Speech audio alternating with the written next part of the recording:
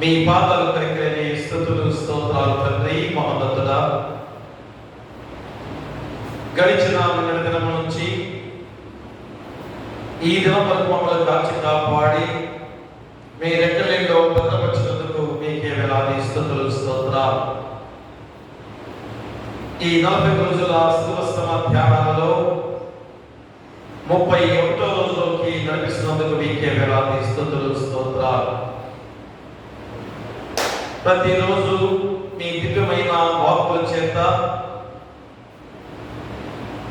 మీరు పడిన శివశ్రమ మరణ వేదనను గుర్తు చేసుకుంటూ మా జీవితాలను సక్రమైన మార్గంలో నీతి మార్గంలో నడిపించుకునే గొప్ప విధానం ద్వారా మళ్ళా నూతన జీవితంతో మేమందరం కూడా రెండవ రాత్రికి సిద్ధపాటుగా ఉండాల్సిన బాధ్యతను గుర్తు చేస్తూ ఈ 40 రోజుల శివశ్రమ ధ్యానాలు మాకు అనుగ్రహింపచేస్తున్న దేవాది దేవుడు కాబట్టి ఎవరు కూడా శ్రద్ధ నిర్లక్ష్యం చేయకుండా ప్రతి మోకాలు మీ పాసంలో మోకరిల్లి మీ నామానికి మహిమ ఘనత ప్రభావాలు కలిగించే విధంగా ఈ 40 రోజులు ఒక్కరోజు కూడా మానుకోకుండా మేము రావాలి అనే దీక్ష గొప్ప దీక్ష తండ్రి.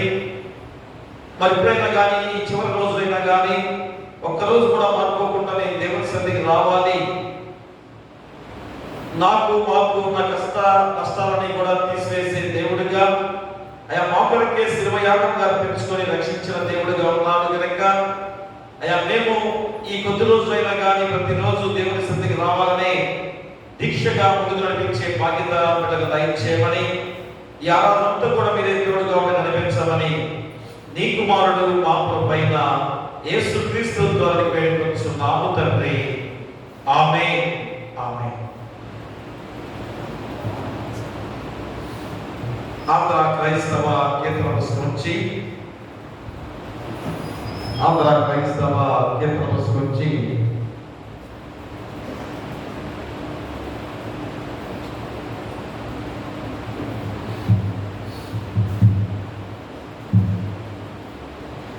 మనసా యేసు మరణ బాధ 180వ కీర్తన వాడుకుందాం. మనసా యేసు మరణ బాధ లెనసి పాడవే, తన తెనలు చూడవే, త్యాగను నిట్టూడవే,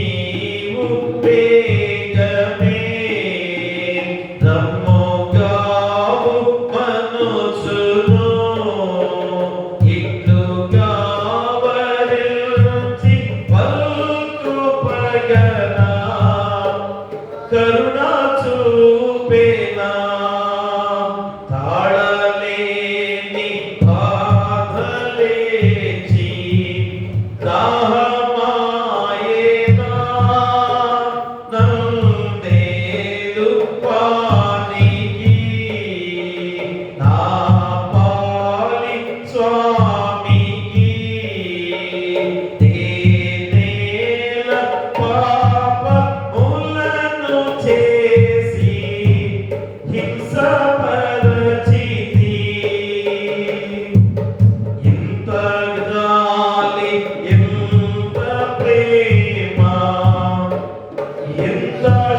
శాంతమా నీ అంత కరుణను తేజింత చేయగా దీవింతలెల్ల నిత్య జీవ విధములాయేనా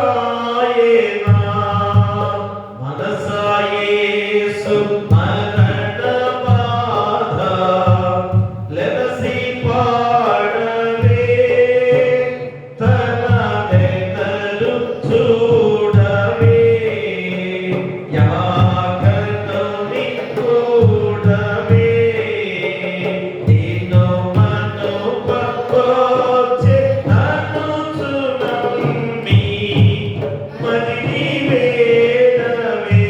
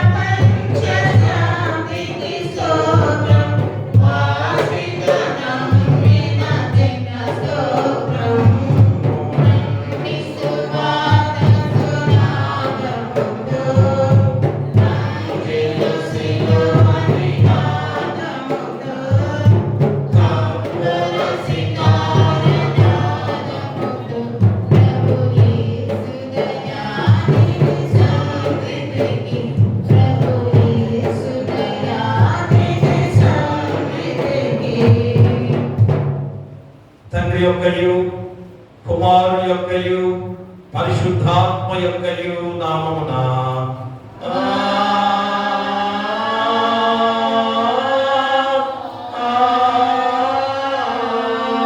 ఆమేన్. ఓ ప్రభువా నా పెదవులను తెరువుము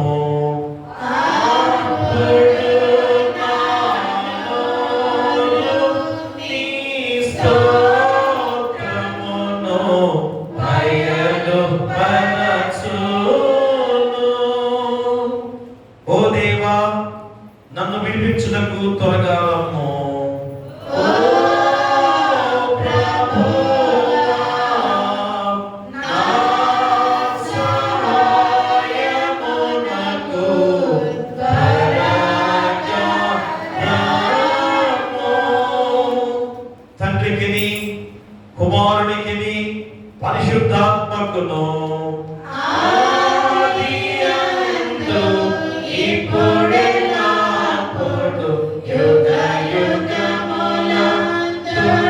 యుగయుగములందుండునట్లు మహిమ కలుగుగాక. ఆమేన్, ఆమేన్, ఆమేన్. పుత్రవచ్చుతలుగా 141వ సంకీర్తన 141వ సంకీర్తన శ్రీమతి వీర్నపు స్వరూప.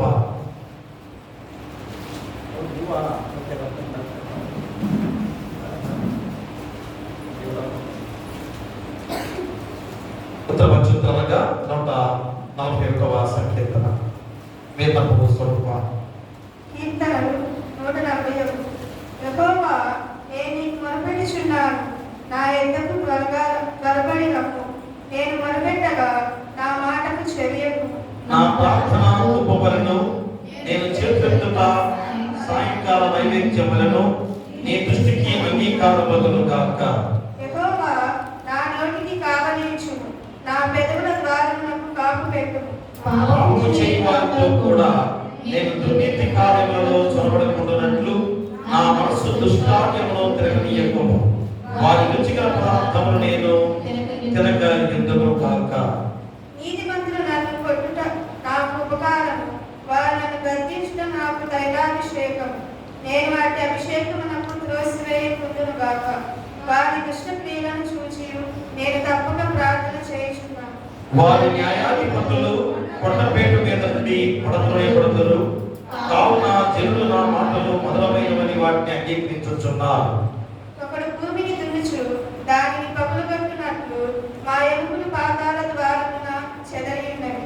యెహోవా నా ప్రభువా, నా కన్నులు నీ తట్టు చూచుచున్నవి. నీ శరణుతో ఉన్నాను, నా ప్రాణము ధారపోయెము. నా నిమిత్తము వారు పట్టిన వల నుండి, పాపము చేయి వారి ఉచ్చుల నుండి నన్ను తప్పించి కాపాడు. అందరూ కలిసి నేను తప్పించుకొని పోచుండగా భక్తిహీనుల వలలో చిక్కుకుందురు గాక. తండ్రికి కుమారునికి పరిశుద్ధాత్మకు ఆదియందు ఇప్పుడు ఎల్లప్పుడూ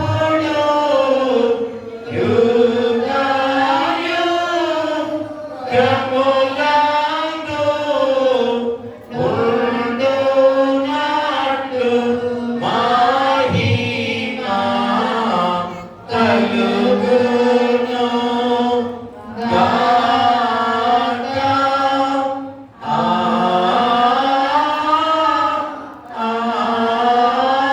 ఆమేన్. ఈ 40 రోజుల శిలువ శ్రమ ధ్యానాలలో ప్రత్యేకమైన లేఖన భాగాలుగా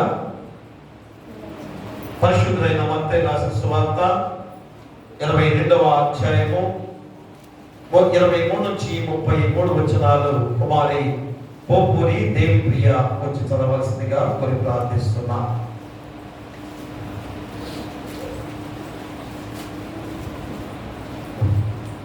ఈ దినముగా ఏర్పాటు చేయబడిన సువార్త పాఠ్యభాగం మత్తయి సువార్త 22వ అధ్యాయం 23 నుంచి 33 వరకు ఇలా వ్రాయబడిన. పునరుద్ధానము లేదని చెప్పేది సద్దుకయ్యులు ఆ దినమున ఆయన వద్దకు వచ్చి, బోధకుడా, ఒకడు పిల్లలు లేక చనిపోయిన ఎడల అతని సహోదరుడు అతని భార్యను పెళ్లి చేసుకొని అతని సహోదరునికి సంతానము కలుగజేయవలెనని మోషే చెప్పాను. మాలో 7 సహోదరులుండి మొదటి వాడు పెళ్లి చేసుకొని చనిపోయాడు. అతనికి సంతానము లేనందున అతని సహోదరుడు అతని భార్యను తీసుకొనేను. 2వ వాడును 3వ వాడును 7వ వాడి వరకును అందరూ అలాగే జరిగించి చనిపోయేది. అందరి వెనుక ఆ స్త్రీ చనిపోయేది. పునరుద్ధానమందు ఈ 7 ఆమె ఎవరికి భార్యగా ఉండును? ఆమె వీరందరికీ భార్యగా ఉండేది కదా అని ఆయనను అడిగిరి. అందుకు యేసు, లేఖనములను గాను పునరుద్ధానమందు ఎవరు పెళ్లి చేసుకొనరు, పెళ్లికి ఇయ్యబడరు. వారు పరలోకమందున్న దూతల వలె ఉందురు. మృతుల పునరుద్ధానమును గూర్చి నేను అబ్రహాము దేవుడను, ఇస్సాకు దేవుడను, యాకోబు దేవుడనై ఉన్నాను అని దేవుడు మీతో చెప్పిన మాట మీరు చదవలేదా? ఆయన సజీవులకి దేవుడు కానీ మృతులకు దేవుడు కాడని వారితో చెప్పాను. జనులు అది విని ఆయన బోధకు ఆశ్చర్యపడు. ఇంతటితో సువార్త పాఠ్యము ముగింది. ఓ ప్రభువా, మమ్మల్ని కనికరింపుము. దేవునికి స్తోత్రము కలుగును గాక. మన మధ్యలో బ్రదర్ జరుగుబెల్లి ప్రభాకర్ గారు వాక్య ధ్యానం చేయడానికి మరి ముందుగా ప్రాంతంలో నడిపించడానికి కుమారి పోపుని రత్నకుమారి గారు వచ్చి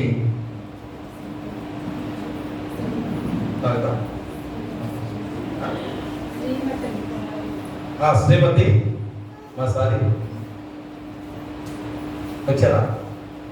శ్రీమతి పోపుని రత్నకుమారి గారు రాకపోతే కొత్త వాళ్ళు చేయగలరా? చేస్తావా? అమ్మాయి పరిశుద్ధ నామం కనిపిస్తున్నాను తండ్రి. ఆమేన్. దయచేసి కూర్చోండి. మన మధ్యలో జరిగింది ప్రభాకర్ గారు ఉన్నారు. వారిని ధ్యానం చేయడానికి వారిని వాక్యాన్ని అందించవలసిందిగా కొన్ని ప్రార్థిస్తున్నాం. మొదటిగా దేవునికి వందనాలు తెలియపరుస్తున్నాం. అదేవిధంగా అవకాశం ఇచ్చిన స్థానిక పాస్టర్ గారికి హృదయపూర్వకమైన వందనాలు. కూడి వచ్చిన సంఘానికి అందరికీ నా హృదయపూర్వకమైన వందనాలండి. ప్రభువునందు ప్రియమైన దేవుని బిడ్డలారా, మరి క్రీస్తు శ్రమల ధ్యాన మండలంలో మరి ఉపవాసంతో దేవునితో సహవాసం చేసుకుంటూ మరి 40 దినాలు, ఈ 40 దినాలు చాలా భక్తి శ్రద్ధలతో దేవునికి దగ్గర అవడానికి, దేవునికి సమీపించడానికి, దేవునితో సహవాసం చేయడానికి మరి ప్రతిరోజు దేవుని సన్నిధానానికి వస్తూ దేవుని మాటలు వింటూ వాక్యాన్ని ధ్యానం చేస్తూ దేవుని సన్నిధానాన్ని అనుభవిస్తున్న మనమందరము చాలా ధన్యులు. దేవునికి మహిమ కలుగునుగాక. దేవునికి స్తోత్రం. మంచిది. ప్రభువునందు ప్రియమైన దేవుని బిడ్డలారా,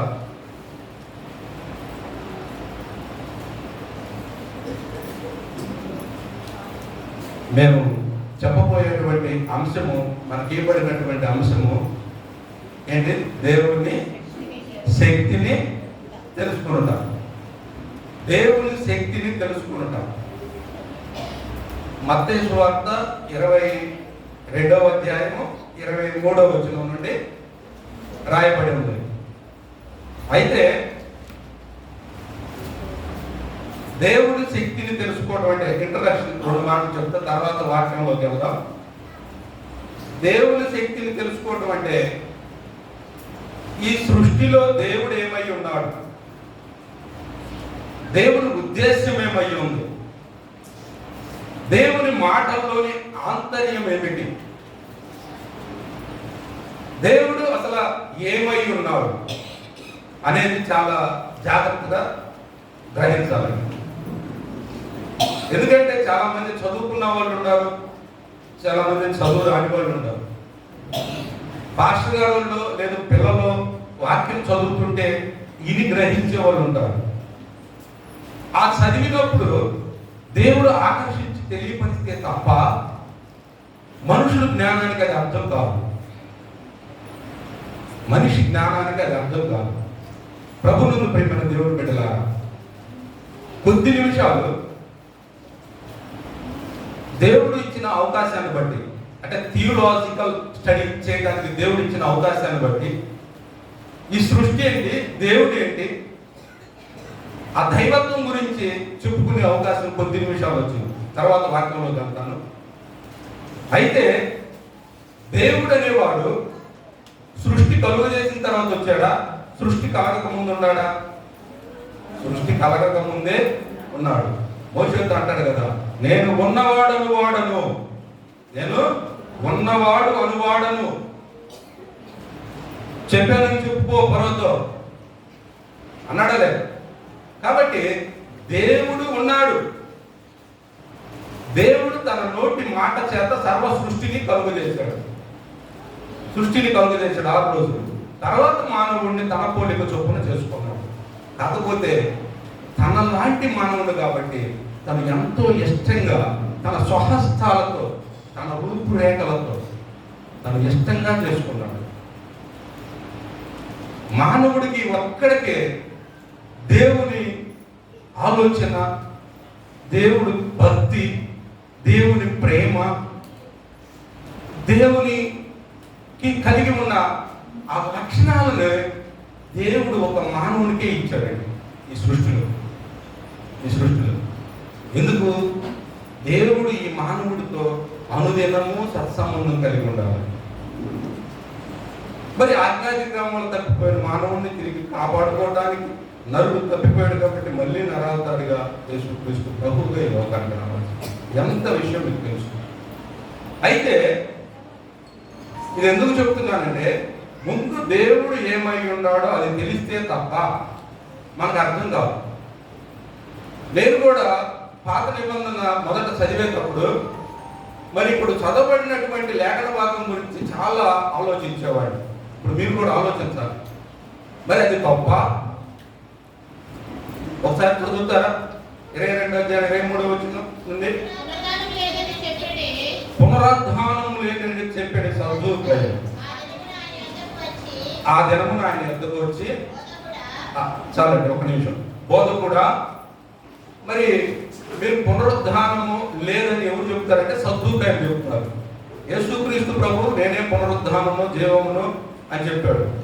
అయితే యేసు ప్రభువు ఒక మానవుడిగా భూమి మీద జన్మించాడు కాబట్టి ఆ యూదులు మెస్సయ్య కొరకు ఎదురు చూసే సమయంలో ఆ యూదులలో కొన్ని గుంపులు వారు ఉన్నారు. కొంతమంది సద్దూకైలు, కొంతమంది పరిసయ్యులు. ఈ సద్దూకైలు పునరుద్ధానాన్ని నమ్మరు. అయితే వాళ్ళు మరి ఈ తోర అంటే ఆది కాండం నుంచి ద్వితీయోపదేశ కాండం వరకు ఈ 5 పంచకాండాలు నమ్ముతారు. మోషే ఇచ్చినటువంటి ఈ పంచకాండాలని నమ్ముతారు. ఏమేంటి ఒకసారి? ఆది కాండం, నిర్గమకాండం, లేవికాండం, సంఖ్యాకాండం, ద్వితీయోపదేశ కాండం. ఈ 5 కాండాలని నమ్ముతారు, అటు పాటిస్తారు. మరి వాళ్ళు అడిగే ప్రశ్న ఏమడుగుతున్నారు? మరి పునరుద్ధానం లేదని చెప్పావు కదా, వాళ్ళు నమ్మరు. అయితే యేసుక్రీస్తు ప్రభు వారు పునరుద్ధానం జీవం నేనే అంటున్నాడు, పునరుద్ధానం ఉందని అంటున్నాడు. యేసు తిరిగి పునరుద్ధానం పొందాడు, ఇప్పుడు ఆయన సజీవంగానే ఉన్నాడు. అయితే నా పునరుద్ధానమే లేదని నమ్మేటువంటి వాళ్ళు యేసుక్రీస్తు ప్రభు వారిని ఏమడుగుతున్నాడంటే, మాకు 7 సహోదరులు ఉన్నారు, మరి అతని మొదటి వాడి భార్య అతనికి ఉండగా వాళ్ళ పిల్లలు పుట్టలేదు, మరి 2వ సహోదరుడు ఆ దగ్గరికి సేవ చేశాడు, తర్వాత అతను చనిపోయాడు. అలా 7 చనిపోయారు. మరి ఆ 7 భార్యగా ఉందగా మరి ఆమె కూడా ఆఖరికి చనిపోయింది. మరి ఈ పునరుద్ధానం రోజున ఆమె ఎవరికి భార్యగా వచ్చింది? మొదటి వాడిగా, 2వ వాడిగా, 7 అని యేసుక్రీస్తు ప్రభు వారిని అడుగుతున్నాడు. మరి వాళ్ళు అడిగింది తప్పు కాదు. ద్వితీయోపదేశ కాండం 25 నుండి 10 వచ్చినాం. అక్కడ మోషే చెప్పాడు, దేవుడు ఇచ్చిన ఆజ్ఞ మేరకు దేవుడే తన బిడ్డల్ని ఇశ్రాయేలుని తన సొత్తైన జనాంగంలో ఏర్పాటు చేసుకున్నాడు. కాబట్టి ఏం చెప్పాడయ్యా అంటే, ఒకవేళ ఎవరైనా పెళ్ళైన తర్వాత పిల్లలు లేకుండా ఆ భర్త కానీ చనిపోతే, కొద్ది భర్త పిల్లలు లేకుండా కానీ చనిపోతే అతని సహోదరుడు ఆమెకు దగ్గర తీసుకొని మంది ధర్మం చేయాలి. లేదా అతను చేయడానికి నిరాకరిస్తే తన బంధువులోనైనా ఎవరైనా సరే ఆమె దగ్గరకు తీసుకొని ఆ పిల్లలను కనేటప్పుడు ఆ మొదటి పిల్లవాడు ఆ చనిపోయిన బిడ్డకు వారసుడు అవుతాడు. ఇది దేవుని ఉద్దేశం ఏంటంటే, ఇశ్రాయేలు ప్రజలు సంతు లేకుండా ఉండకూడదు, ఇశ్రాయేలు ప్రజలు జీవము కలిగి ఉండాలి. మీకు అర్థమయ్యే భాషలో చెప్పాలంటే, మన ఇంట్లో ఏ ఇంట్లో అయితే చిన్నపిల్లలు ఉంటారో, చిన్నపిల్లలు అంటే పాలు తాగే పిల్లలు, ఆడుకునే పిల్లలు ఉంటారో, ఆ ఇంట్లో ఎప్పుడు జనసంచారం ఉంటానే ఉంటారు. పిల్లలు ఉంటేనే కదా పెద్దోళ్ళు అయ్యేది, పెద్దోళ్ళు అయితేనే కదా ముసలోళ్ళు అయ్యేది, అంతే కదండి. ఏ ఇంట్లో అయితే చిన్నపిల్లలు ఉంటారో ఆ ఇంట్లో మనుషులు ఎప్పుడు ఉంటారు. అదేమో ఆగిపోదు, శాశ్వతంగా ఉండిద్ది, తరతరాలు ఉండిద్ది. అలానే ఇశ్రాయేలులో కూడా వాళ్ళ సంతానం, వాళ్ళ వంశావళి చాలా ముఖ్యం. యేసుక్రీస్తు ప్రభు వారు కూడా ఆయన వంశావళి చాలా ప్రత్యేకంగా రూపొందించుకున్నాడు ఆయన భూమి మీదకి రావడానికి. ఆ విధంగా ఆ ఇశ్రాయేలు వంశము నాశనం అవ్వకూడదు, అంతరించిపోకూడదు. ఆ ఇశ్రాయేలులో నుంచి మళ్ళీ జనరేషన్ ఉండాలి. ఆ ఉద్దేశంతో దేవుని ఉద్దేశాలని, దేవుని లేఖనాలని తెలియక మీరు మాట్లాడుతున్నారు.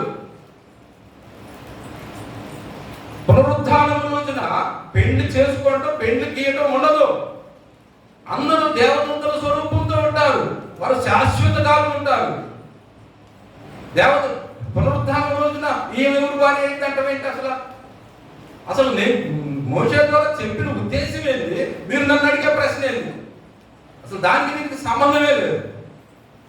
ఆ విషయం అర్థం కాక వాళ్ళు సద్దుకైలు పునరుద్ధానం లేదని నమ్మేటువంటి వాళ్ళు యేసుక్రీస్తును తప్పు పట్టడానికి నువ్వు ఆ రోజుల్లోనే యూదులలో చాలా మందికి ఒక వ్యక్తికి 1 లేక 2, 3 భార్యలు ఉన్నారు.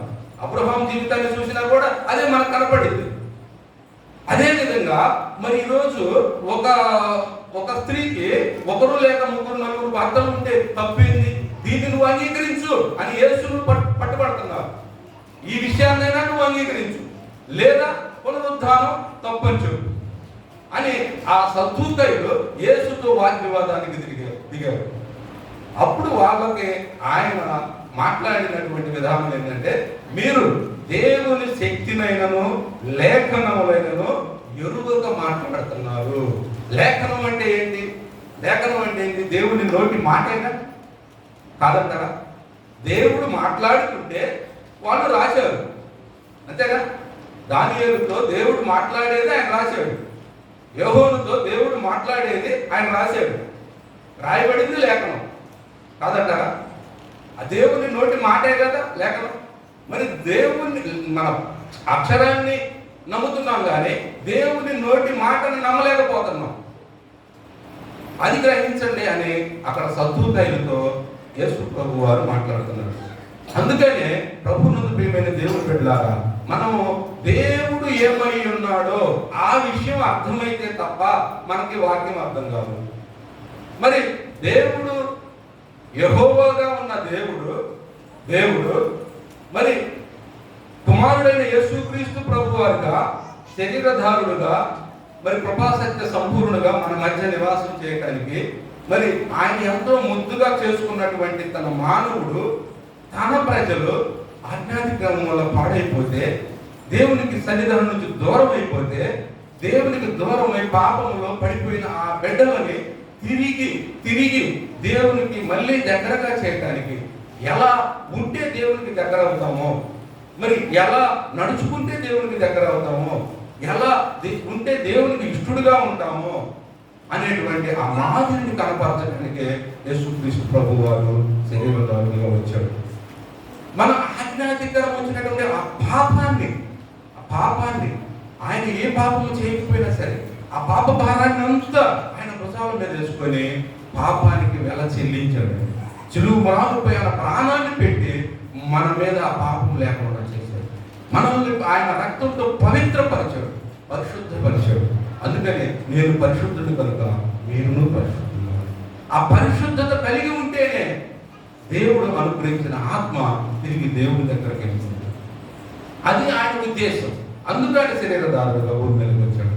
మరి ఆయన వెళ్ళి నేను ఎల్లుట మీకు మంచిది, నీకు ఆదరణకర్తను పంపిస్తాను, ఆయన సర్వసత్యంలోకి మనం పంపిస్తాడు. మరి ఇప్పుడు ఈ రోజు సంఘమంతా ఈ విధంగా ముస్తాబవుతుందంటే దీన్ని ఎవరు చేస్తున్నాడు? పరిశుద్ధాత్మ దేవుడు నడిపిస్తున్నాడు. మరి దేవుడు, యేసుక్రీస్తు ప్రభువు, పరిశుద్ధాత్ముడు, వీళ్ళు ముగ్గురా అంటే ముగ్గురు కలిగి ఒక్కరై ఉండాలి. అంటే దేవుడుగా ఉన్నప్పుడు యేసుక్రీస్తు ప్రభు వారు ఆయన దగ్గర ఉన్నాడు. ఎలా ఉన్నాడు అంటే ఈ సృష్టిని కలుగునుగాక అన్నప్పుడు మాట, వాక్కు, శబ్దమై ఉన్నాడు. ఆ మాట ద్వారానే అన్ని కలుగు చేశాడు సృష్టిని మొత్తాన్ని. మరి పరిశుద్ధాత్మ దేవుడు ఉన్నాడు, ఆయనతో కలిసి ఉన్నాడు. మరి యేసుక్రీస్తు ప్రభు వారు భూమి మీద ఉన్నప్పుడు మరి తండ్రి ఆయనతో లేడా? ఉన్నాడు. యోహాను సువార్త 14 చెప్తాడు, నేనును నా తండ్రి ఏకమై ఉన్నలాగున మీరును నాతో కూడా ఏకమై ఉండండి. తండ్రిని చూపించమని అలా అడుగుతున్నావు. అయ్యో ఇంతకాలం నాతో ఉండాలి. యాకోబు అడుగుతాను. అవును కదా, కొద్ది గొప్ప మీకు బైబిల్ తెలుసు కాబట్టి నేను ఆ వచనాలు చూపించను. కానీ చెప్పాలనుకున్న ఉద్దేశం ఏంటంటే దేవుని శక్తిని ఎరగాలంటే దేవుడు యేసుక్రీస్తు ప్రభు, పరిశుద్ధాత్మ దేవుడు, త్రియేక దేవుడు ఒక్కడే. ఆయన యేసులో ఉన్నాడు, యేసుతో ఉన్నాడు.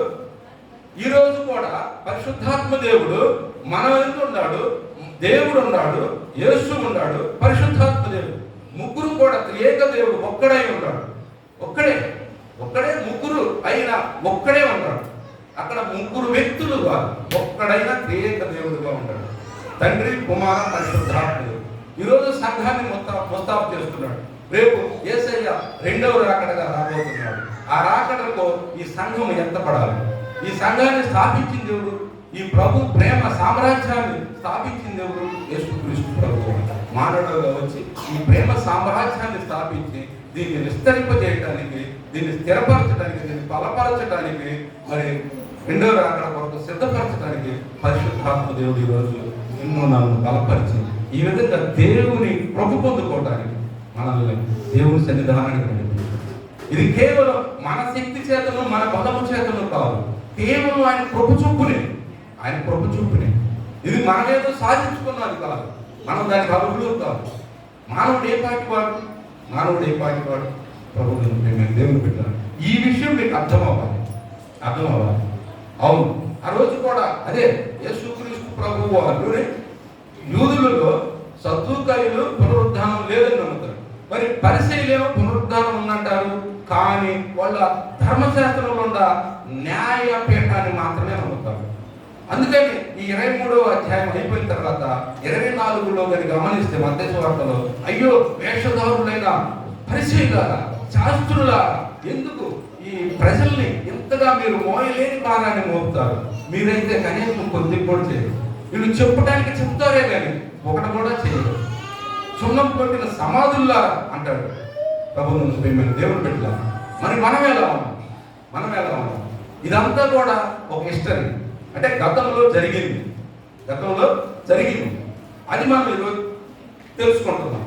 అయితే మరి ఇప్పుడు మనకెందుకు ఈరోజు ఈ వాక్యం చెప్తున్నారు? మనకెందుకు చెప్పాల్సి వస్తుంది? మనం మరి దేనికి? ఇంకా మనలో కొంతమంది ఏముందలే, ఈ జన్మ ఉంటే చాలు, వచ్చే జన్మ ఉందో లేదో చూసారు, చనిపోయిన చెబుతున్నాను నాకు అనేటువంటి వాళ్ళు కొంతమంది ఉండాలి.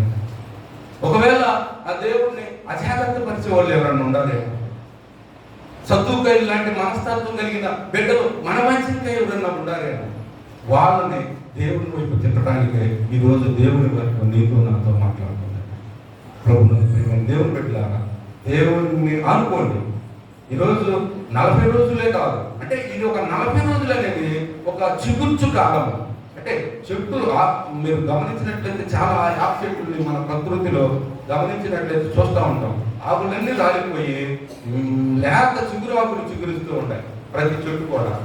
ఆ విధంగా మన పాత స్వభావం గతంలో ఒకవేళ పాపంలో ఉండ, శాపంలో ఉండ, దేవుడికి దగ్గరగా నిలబడలేకపోయినా అలాంటి స్థితిని, ఆ పాపపు స్థితిని మనం ఒప్పుకొని విడిచిపెట్టినట్లయితే దేవుడు కృప కలిగిన వాడు, కనికరించి మనల్ని ఆయన దగ్గర తీసుకొని వస్తాడు. తప్పిపోయిన కుమారుడు లాంటిదే, ఒక ఉపమానం రూపంలో చెప్పాడు తప్పిపోయిన కుమారుడు అని. మనమే ఆ తప్పిపోయిన కుమారుడు. వాళ్ళ నాన్న ఎవరంటే, తప్పిపోయిన కుమారుడు వాళ్ళ నాన్న ఎవరంటే మన తండ్రి దేవుడు. మనం ఎప్పుడైతే తిరిగి తండ్రి దగ్గరకు వస్తామో, మనం వస్తంగానే తండ్రి మనకు ఎదురుగా వెళ్ళి మనల్ని ఆలింగనం చేసుకొని మనల్ని మంచిగా దీవిస్తాడు. ప్రభువునందు ప్రియమైన దేవుని బిడ్డ, చాలా మంది అనుకోవచ్చు ఒకవేళ నేనైతే దానికి తగినవాడిని కాదులే, నేనైతే తగిన దారిని కాదులే అని ఒకవేళ నువ్వు తగ్గించుకుంటున్నావేమో, నువ్వు తక్కువగా అనుకుంటున్నావేమో. కానీ యేసయ్య ఈ భూమి మీదకి వచ్చింది నీకోసమే, నా కోసమే, నాలాంటి పాప కోసమే. ఈ పాపలను క్షమించి మనల్ని పరలోక రాజ్యం వేయడానికి యేసయ్య మన కోసం వచ్చాడు. మరి ఒక్క చిన్న చరణం ఒక పాట పాడతాను. యేసయ్య నామంలో శక్తి ఉన్నదయ్యా అనేది ఒక పాట చరణం పాడతాను. తర్వాత మీరు కూడా దాంట్లో ఏకీభవించండి. అంటే యేసయ్య నామంలో శక్తి ఉంది. మనం దాన్ని నమ్మేమంటే మనం దాన్ని పొందుకుంటాం.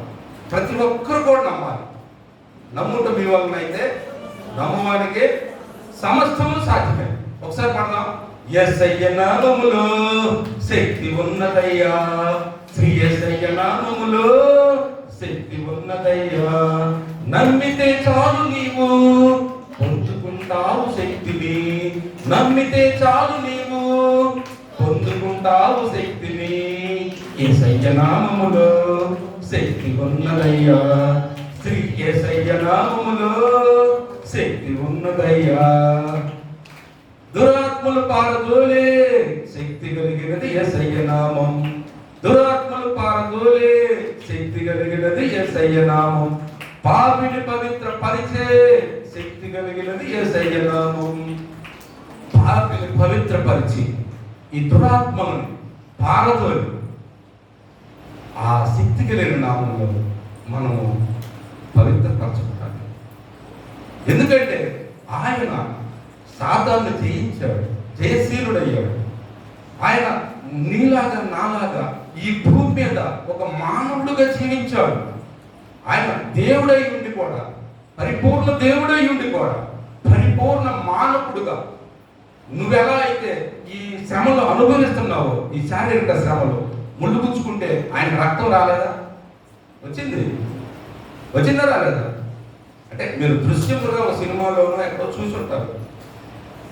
దేవుడి వాక్యం కూడా చెప్తుంది, ముళ్ళ కిరీటం పెట్టినప్పుడు రక్తం ఎదురులైపోవాలి, పై నుంచి కిందకి రక్తదారం ఆయన కొరడాలతో కొట్టినప్పుడు ఆయన మరి శరీరదారుడుగా ఉన్నాడు, రక్తాన్ని చిందించి ఆయన ఒక మానవుడుగా వచ్చాడు. మరి ఆయన్ని మొహం మీద ఉమ్మేసి బుద్ధులు బుద్ధి నువ్వు ప్రవక్త అంటగా నిన్ను ఎవరు కొట్టిలో చెప్పు అంటే ఆయన మారు మాటలు సహించాడు, శోధనను సహించాడు. ఒకవేళ ఈరోజు నువ్వు ఆ శోధనలో నుండి వెళ్తున్నావా, యేసయ్య నామములో నీకు ఆ శోధన నుండి విడుదల పొందుదురుగా.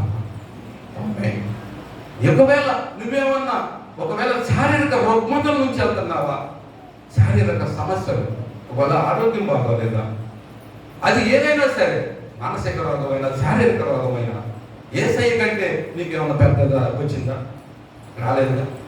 ఆయన పొందిన దెబ్బలు 40 కొరడా దెబ్బలు, ఒక్కొక్క ఆ కొరడాకి ఇలా ఉంటాయి తీగలు, అవి కొట్టుకొని లాగినప్పుడు నాగలు చాలుగా దొరపడింది శరీరం. ఆయన మనకి భరాయించగలిగినంత బాధనే ఇస్తాడండి, భరాయించలేని తీయడండి. ఒక తల్లి, మీకు అర్థమైందని చెప్తాను, సమయాన్ని బట్టి తిరిగి అప్పు చెప్తా.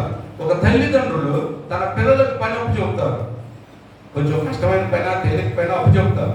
కానీ వాళ్ళు చెయ్యగలిగినంత అప్పు చెబుతారా, చెయ్యలేని భారాన్ని వాళ్ళ మీద పెడతారా? చేయగలిగినంత అప్పు చెబుతారు కదా. మరి మన పరమ తండ్రి మనం ఎంత భరాయిస్తామో అంతే మనకు అప్పు చెబుతాడు. ఈయనమ్మ మనం భరాయించలేనిది ఇవ్వలేడు, ఎగిడు. ఎందుకంటే మనం ఆయన పిల్లలు, ఆయన శుద్ధైన జనాలు. ఆయన 2 చేతులు చాపి రండి నా దగ్గరికి రండి అని ఆశతో ఎదురు చూస్తున్నాడు ప్రభు. దేవుడు ఈ లెంట్ డేస్లో మనం దేవునితో సహవాసం చేయాలి. అదే దేవుని శక్తిని తెలుసుకోవడం. దేవుని శక్తిని తెలుసుకోలేక ఈ అక్షరార్థంగా రాయబడిన కొన్ని పదాలు తీసుకొని మానవ శక్తికి అర్థం కాక అపోహల్లోకి వెళ్ళిపోతాం. వాస్తవండి, బైబిల్లో కొన్ని మాటల్ని దేవుని జ్ఞానంతో ఆయన ఉద్దేశం వేరు, మన ఉద్దేశం కాదు. మనుషుల ఉద్దేశం వేరు, దేవుడి ఉద్దేశం వేరు. దేవుడి ఉద్దేశంతో ఆలోచించాలంటే మీకు చిన్న మాటగా అర్థం అవ్వాలంటే, ఇప్పుడు కుటుంబం ఉంది, ఒక యజమాని ఉన్నాడు, ఆయనకు 4 కొడుకులు 2 3 కూతుర్లు ఉన్నారు. ఇదంతా 7 కలిపి ఒక సంతానం. వాళ్ళ పిల్లలు, వాళ్ళ భార్య, వాళ్ళ కోడళ్ళు, వాళ్ళ మనవ సంతానం, దీన్ని అంతటినీ ఆపరేటింగ్ చేయాలంటే ఆ యజమాని, ఆ కుటుంబ యజమాని ఎవరికి ఏది కావాలో అది ప్రిఫర్ చేస్తాడు. పెద్ద కూతురికి ఏం కావాలో అది చూస్తాడు, పెద్ద కొడుకుకి ఏం కావాలో అది చూస్తాడు, మనవడికి ఏం కావాలో అది చూస్తాడు. నీకు వీళ్ళకి ఇచ్చిందే వాళ్ళకి ఇరు, వాళ్ళకి ఇచ్చిందే వీళ్ళకి ఇరు. ఎవరు దాంట్లో ఏ పనిలో నిష్ట కలిగి ఉంటారో, ఏ దేంట్లో చేయగలుగుతారో, ఏది సామర్థ్యం చేయగలుగుతారో వాళ్ళకి ఆ పని అప్పు చూపుతాడు. అవునా కాదా? మరి ఒక కుటుంబ విషయంలోనే ఇలా చేయగలిగితే మరి ఆ పరమ తండ్రి మన ఏడాలు ఎలా చేస్తాడు? ఆయన చేయడం చేస్తాడు. అలా నమ్మాలి, అంటే ఆయన ఉద్దేశాన్ని నమ్మాలి. అలా కాకుండా ఆ యజమానికి ఉన్నటువంటి బాధ్యత ఇక్కడున్న ఒక కొడుకో, ఒక కూతురుకో, లేక ఒక మనవుడికో, ఏంద్ర మీ తాత గురించి అంటే ఆయన తెలియదు, ఆయనకేం తెలియదులే అంటాడు. ఈడు కూడా ఒక 4 కొడుకులు 4 కూతుర్లు అయ్యి మనవడు వచ్చి ఈడు కూడా తాత అయిన తర్వాత తెలిసింది ఆ బాధ. అంతేనండి. ఆ బాధ తెలియాలంటే, ఆ ప్రేమ తెలియాలంటే, ఆ బంధుత్వ విలువ తెలియాలంటే తన దాకా వస్తే కానీ తెలియదు ఎవరికైనా. అంతేగాని ఆ చిన్న వయసులో తన పాత్ర పోషిస్తాడు కాబట్టి ఎందుకు వాడి గురించి తెలియదు. అంతే. వాళ్ళ విలువ ఎప్పుడు అత్త విలువ ఎప్పుడు తెలిసింది అంటే వాళ్ళు కూడా అత్త అవ్వాలి, అత్త అయినప్పుడే తెలిసింది, అప్పుడు దాకా తెలియదు. మామ విలువ ఎప్పుడు తెలియాలంటే వీళ్ళు కూడా మామ అవ్వాలి, అప్పుడు తెలిసింది ఆ బాధ లేదు. మరి ఆ కుటుంబాన్ని ఎలా కాచుకుంటూ వచ్చారు ఎన్నాళ్ళు వాళ్ళు? నాకేం తెలియదులే అంటాం మనం. తెలియకుండానే వచ్చారా అన్ని సంవత్సరాలు? ప్రభుత్వం ప్రేమ మీకు అర్థం అవడానికే మన భాషలో మన కుటుంబం, మన సభ్యులుగా మనం అర్థం చేసుకోవడానికే ఈ పదాలు ఉపయోగించాం. అయితే దేవుడు మరి పరమ తండ్రి, మరి ఆయన ఇప్పుడు దాదాపు క్రీస్తు శకము 4000 సంవత్సరాలు, మరి ఇప్పుడు క్రీస్తు శకం 2026 సంవత్సరాలు. క్రీస్తు పూర్వం 4000, ఇది 6026 సంవత్సరాల నుంచి మరి దేవుడు ప్రతి ఒక్కరితో మాట్లాడుతూనే ఉన్నాడు. ఆ రోజు నుంచి ఈ రోజు దాకా కూడా మాట్లాడలేదా? అందుకని ఆయన నేను అబ్రహాము దేవుడను, ఇస్సాకు దేవుడను, యాకోబు దేవుడను. అంటే అబ్రహాము దేవుడు. అబ్రహాముని ఎక్కడి నుంచి పిలుచుకున్నాడు? ఊరనే పట్టణం నుంచి. ఆ బొమ్మలు తయారు చేసి అమ్ముకుంటూ ఆ బొమ్మలే దేవుళ్ళని నమ్మిస్తూ, ప్రజల్ని నమ్మిస్తూ, అమ్మ ఈ బొమ్మ కొనుక్కమ్మ నేను దేవుడు అని వాళ్ళు నమ్మించి డబ్బులు తీసుకుని ఎంత కుటుంబాన్ని పోషించుకునే విధానం కలిగినటువంటి వాళ్ళు. అలాంటి వాళ్ళు నిత్యదేవుడు ఎవరో తెలుసుకోవాలనుకున్నాడు. దేవుడు ఆ బిడ్డను పిలుచుకున్నాడు, ఊరనే పట్టణం నుంచి పిలుచుకున్నాడు. మరి విశ్వాసులకు తండ్రిగా ఆయన నడిపించుకున్నాడు.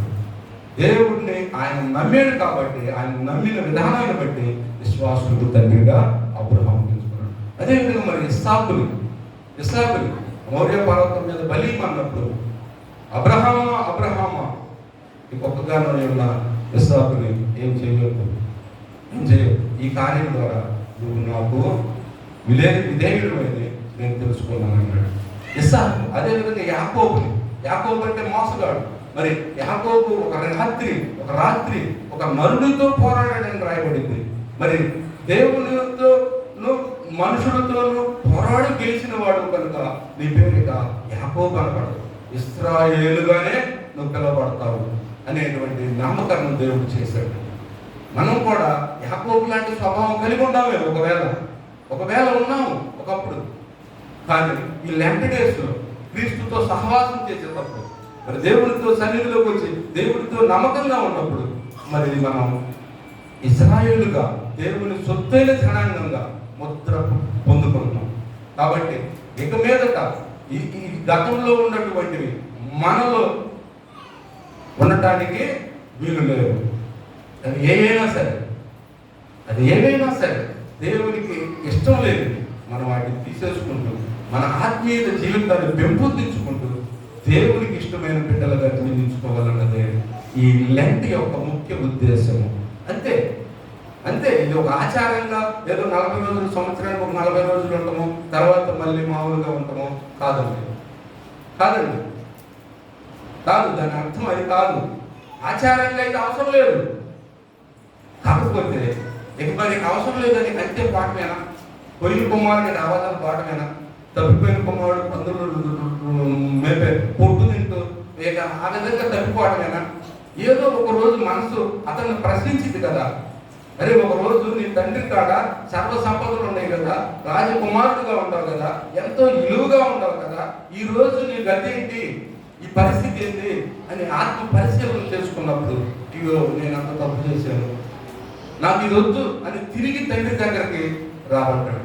తండ్రి అంతగా ప్రేమించి అతని దగ్గరికి తీసుకుని నూతన వస్త్రాలు ఇచ్చాడు, ఉంగరం ఇచ్చాడు, చెప్పులు కొనిపించాడు. ఆయన ఎంతో ఆదరించి కుమారుడిగా కనపరిచాడు.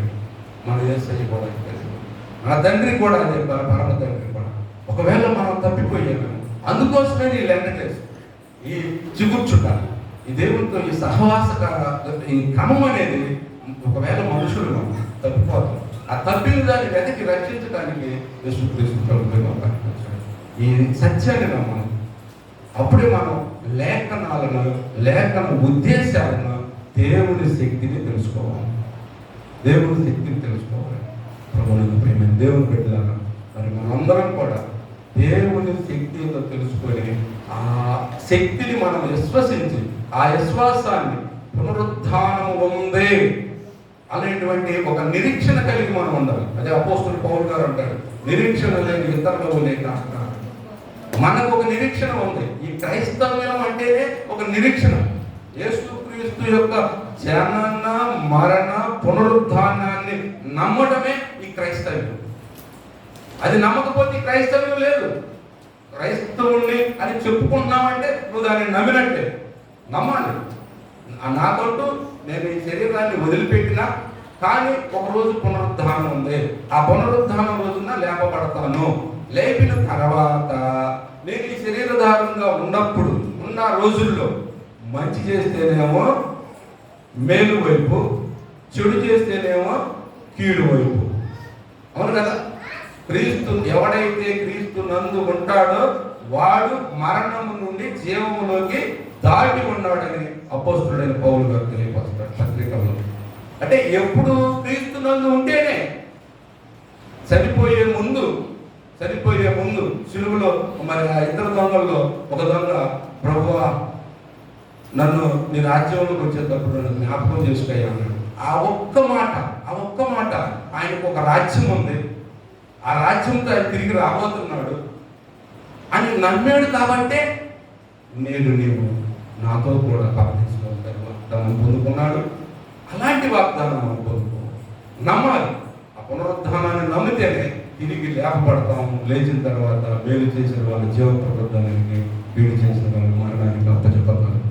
మరి మనం జీవ పునరుద్ధానంలో ఉండాలని మరి అటు కృప పరిశుద్ధాత్మ దేవుడు రేపు మాకు సంఘానికి అంతటికి కూడా కలుగు చేయాలని కోరుకుంటూ, మరి ఈ సమయం ఇచ్చిన అయ్యగారికి మరోసారి వందనాలు చెప్పుకుంటూ మీ అందరికి కూడా మరోసారి థ్యాంక్ యూ.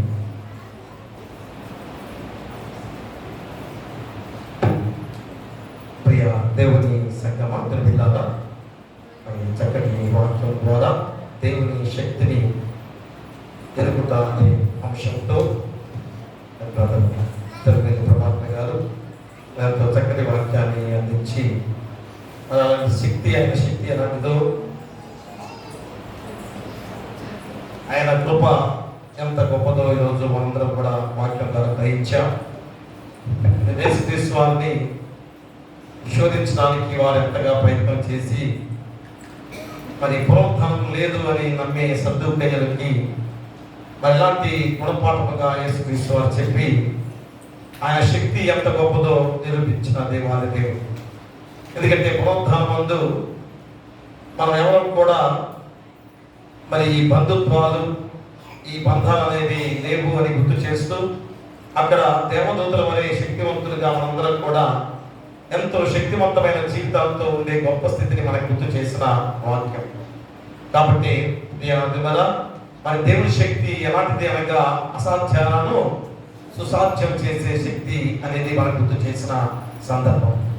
అసాధ్యాలను సుసాధ్యం చేసే శక్తి. ఇర్మియా గ్రంథంలో 32వ అధ్యాయంలో ఒకసారి చూసుకుంటే అక్కడ ఆ బబులోను రాజుగా ఆ నెబుకద్నెజరు రాజు మరి ఏ విధంగా ఇర్మియాను ఆ చెరసాలలో బంధించినప్పుడు మరి యెరూషలేమును ముట్టడి చేసే ప్రయత్నం ద్వారా మరి ఇర్మియా ఎంతగా భయాందోళన చెంది, అయ్యో యెరూషలేము అంతా కూడా నాశనం అయిపోతుంది అని అనుకున్న సందర్భంలో మరి దేవాది దేవుడు ఇర్మియాకి ఏమి శ్రమిస్తాడు, అక్కడ ఒక స్థలాన్ని నువ్వు కొనుక్కోమని చెప్తాడు. 32వ అధ్యాయంలో 1-9 వచనాలు నేను చదువుకోండి. అదేంటి ఇక్కడ మొత్తం సర్వనాశనం అయిపోతుందని అక్కడ నెబుకద్నెజరు ద్వారా మొత్తం ఆక్రమించుకొని మొత్తాన్ని ఆ సర్వనాశనం చేయబోతుండగా దేవుడు అక్కడ స్థలాన్ని కొనుక్కోమన్నాడంటే అర్థమేంటి? అంటే దేవుడి శక్తి ఏంటో నిరూపిస్తూ మళ్ళా దేవుడు వారందరినీ కూడా ఏకం చేసిన సందర్భాన్ని తెలియజేస్తూ అసాధ్యాన్ని సుసాధ్యం చేసే దేవుడిగా ఉన్నాడని గుర్తు చేస్తున్నాడు. మరి ఇక్కడ మనము ఆ యొక్క మాటల్లో ప్రభాకర్ గారు చెప్పిన ఆ చక్కటి వాక్య భాగంలో మరి దేవుడి శక్తి మన జీవితాన్ని పునరుద్ధరిస్తుంది. మనం ఎంతగా శక్తివంతులుగా మన జీవితాన్ని పునరుద్ధరిస్తుందో ఆ దేవుడి శక్తి ఏంటో మనం గుర్తు చేసింది. మొదటిదేమో దేవుడి శక్తి ప్రేమతో మనల్ని పిలిచింది, ప్రేమతో మనం ఆహ్వానిస్తుంది అని. రెండోదేమో ఆయన శక్తి మన జీవితాన్ని తిరిగి పునరుద్ధరిస్తుందని గుర్తు చేసి, ఇక చివరిగా మూడవది దేవుని శక్తి మరణాన్ని జయించి జీవాన్ని ఇస్తుంది అని ఖచ్చితంగా ఈరోజు ఆ మత్తయి సువార్తికుడి ద్వారా మరి ఎంత చక్కటి వాక్యాన్ని గుర్తు చేస్తూ మనందరం కూడా జీవాన్ని పొందుకుంటున్నాం. ఆ జీవాన్ని పొందుకోవడం కొరకే యేసుక్రీస్తు వారు పునరుద్ధారణగా తిరిగి లేచి ఆ పునరుద్ధాన శక్తిని బలాన్ని మనకిచ్చిన దేవాది దేవుడు. కాబట్టి ఈరోజు ఈ 40 రోజుల ఈ శిలువ శ్రమ ధ్యానాలలో మన కొరకు ఆయన ఎంత త్యాగం చేశాడో మనం గుర్తు చేసుకునే విధానంలో మరి జరుగులి ప్రభాకర్ గారు చక్కగా ట్రైనింగ్ చేసి ఉండగా మరి దేవుని వాక్యాన్ని అందించే విధానంలో కానీ దేవుని పరిచర్యకు నేను సిద్ధంగా ఉన్నానని మరి చక్కటి వాక్యాన్ని రోజు అందించిన విధానంలో మరొకసారి మన సంఘం తరపున మా కుటుంబం తరపున నిన్ను తెలియజేసుకుంటూ మరి ఈ వాక్యం ద్వారా మనం కూడా మన జీవితాన్ని సిద్ధపరచుకొని మన నిత్య జీవాన్ని పొందుకునే శక్తివంతులుగా ఉండాలని కోరుతూ మీకును మీ కుటుంబాలకును సదాకాలం దేవుడు తోడైనను గాక. ఆమేన్. దహన బలి నీకు నా నిష్టము మరియు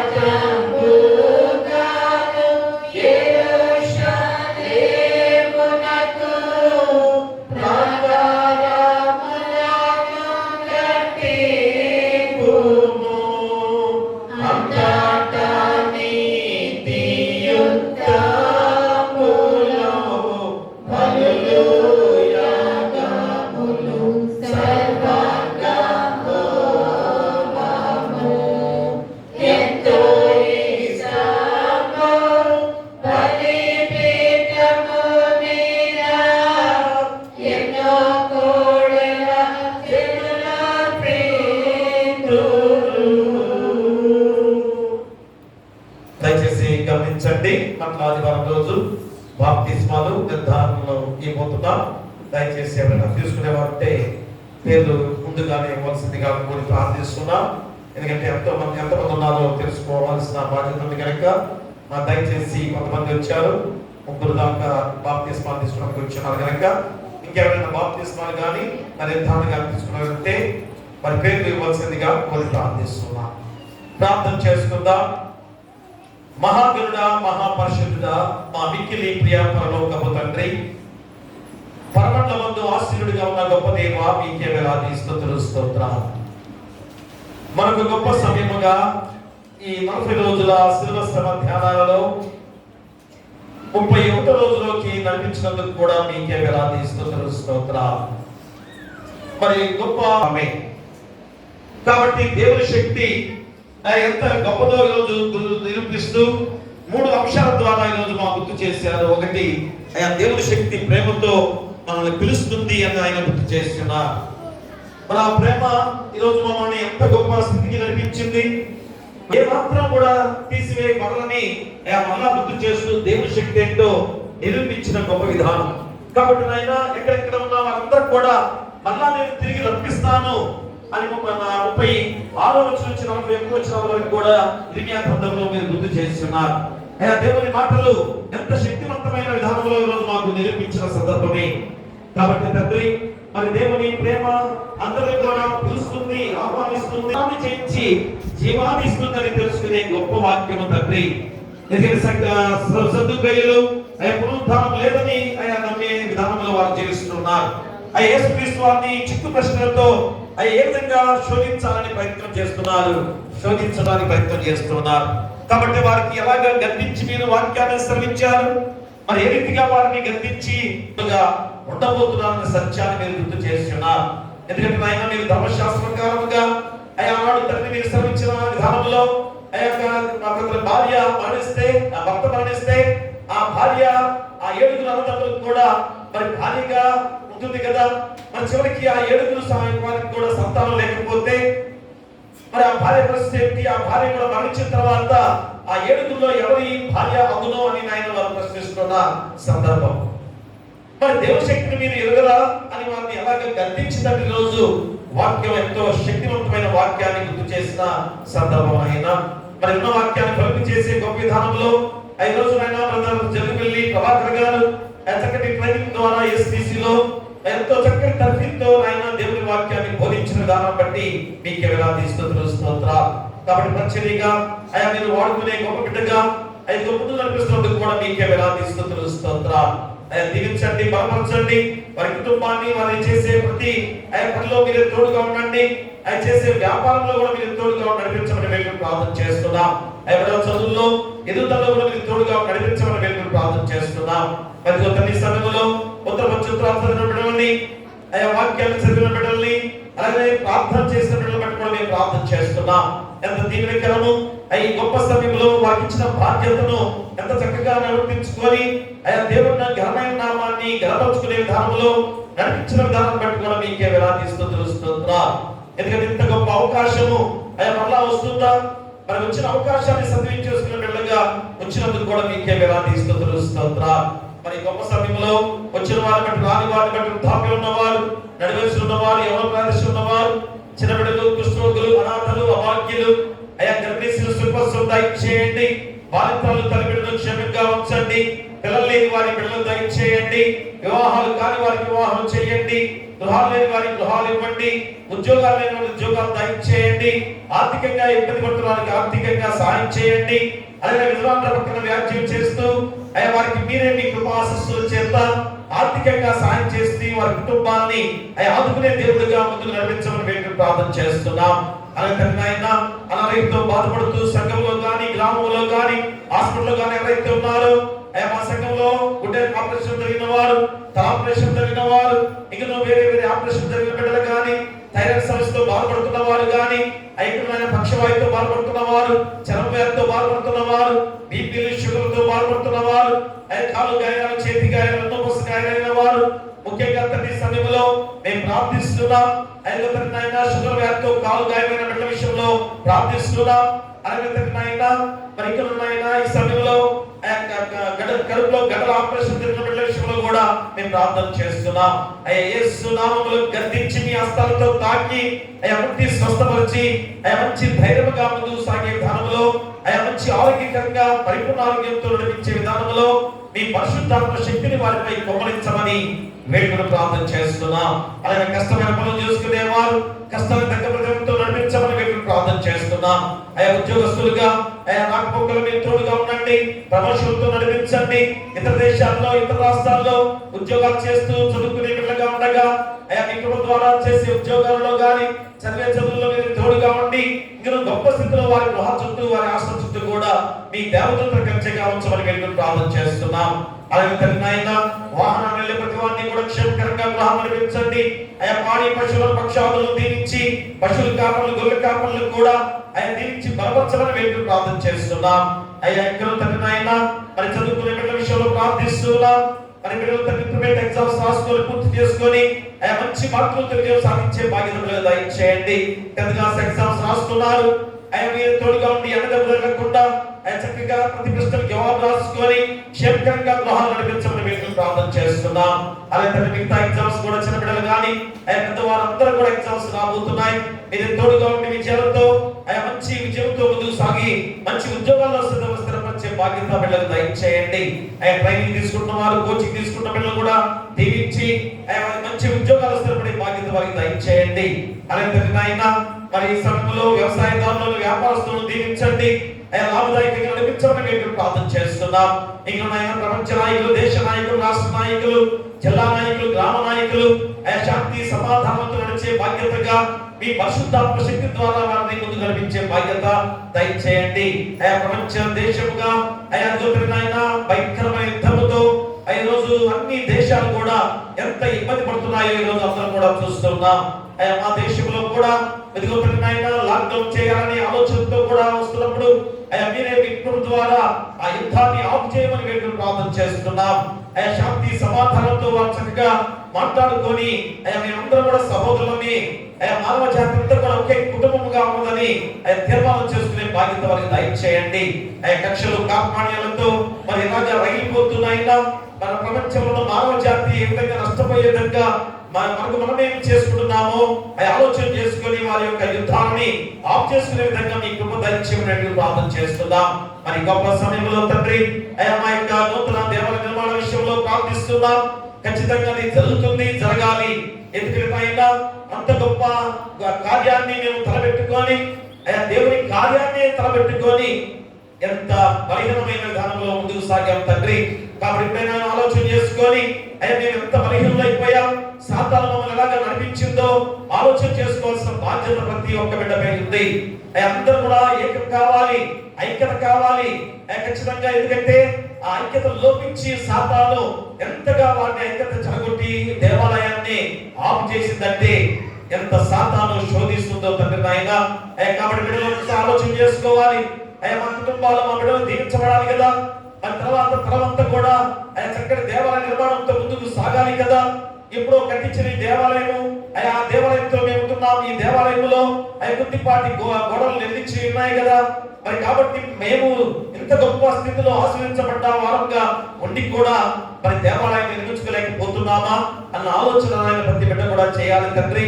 అందరూ వారిగా ఏకమై ఒకే తాటి మీదగా ఐక్యతగా వచ్చి అంతకన్నా గొప్ప దేవాలయం కట్టాలనే ఆలోచనతో ముందుకు నడిపించే బాధ్యత మా బిడ్డలకు దయచేయండి.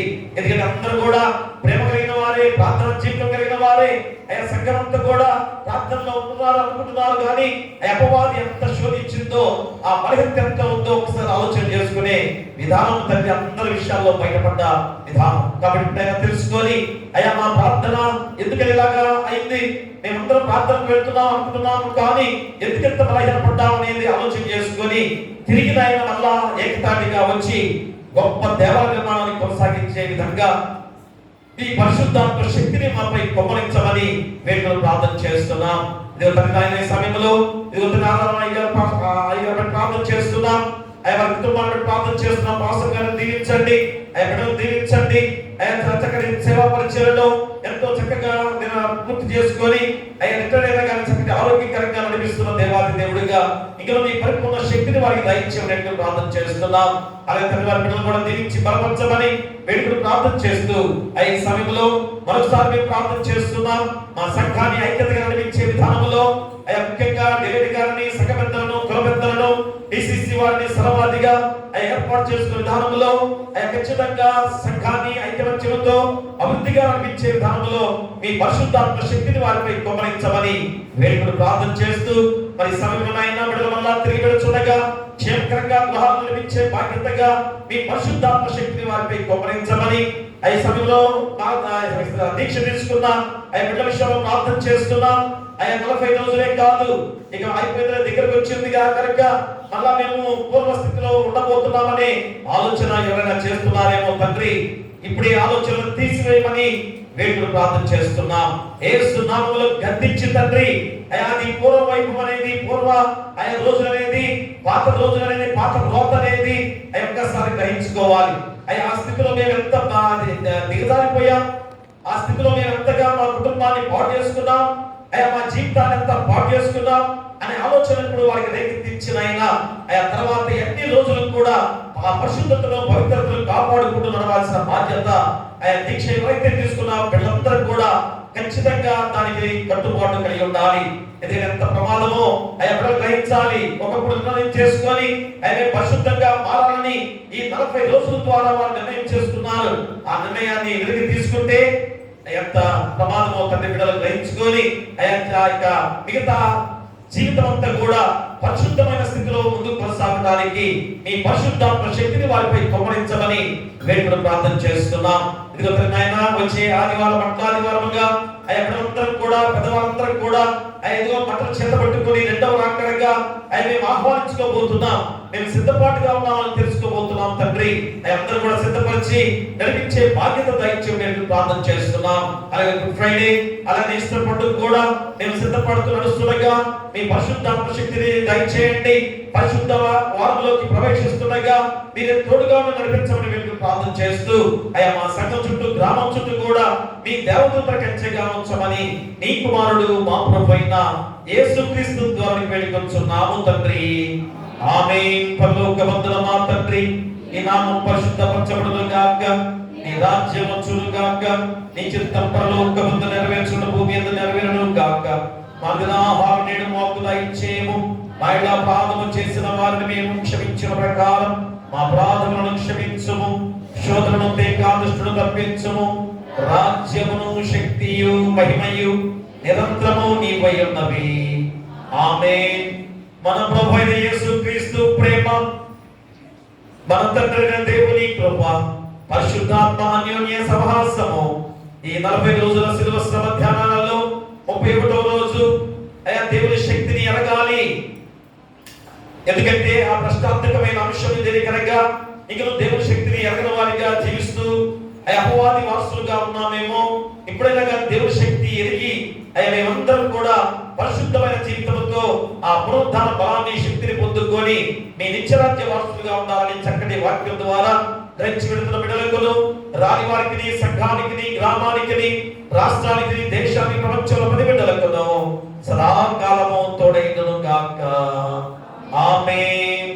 కట కట పాప సంకటము బాపుట కింద పటు బాధనుంది నావా. ఎటువంటిది ప్రేమ, ఎటువంటిది శాంతమెటులవ నింతు స్వామి. ఎటువంటిది ప్రేమ, ఎటువంటిది శాంత మెటులవ నింతు స్వామి. ఏ పాపమెరుగని యో పావనమూర్తి పాప విమోచకుండా నా పాలి దైవమా, నా పాపములకురా ఈ పాటలు నొందినావా.